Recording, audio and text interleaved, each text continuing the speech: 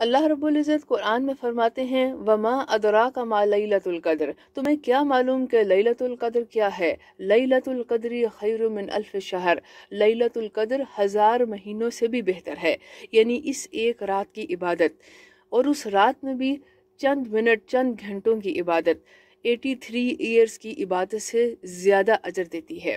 یعنی اللہ رب العزت نے اس رات میں تھوڑی سی عبادت کا بہت زیادہ اجر رکھا ہے۔ رسول اللہ صلی اللہ علیہ وآلہ وسلم نے اپنی حدیث میں فرمایا کہ لیلۃ القدر 1000 مہینے سے بہتر ہے، جو شخص اس کی سعادت حاصل کرنے سے محروم رہا وہ ہر خیر سے محروم رہا، اور اس رات کی سعادت سے تو صرف بد نصیب ہی محروم ہوتا ہے۔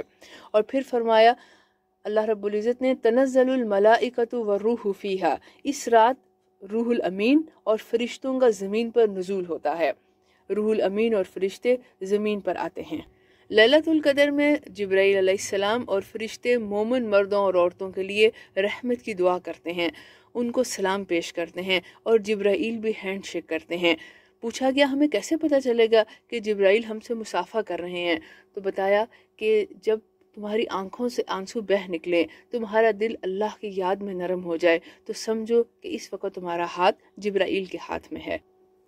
بہت بڑی لیلۃ القدر کی فضیلت کہ اس رات قرآن نازل کیا گیا، اور ایک رسول اللہ صلی اللہ علیہ وآلہ وسلم کی حدیث کے مطابق تمام آسمانی کتابیں اور صحیفے بھی رمضان میں ہی نازل کیے گئے۔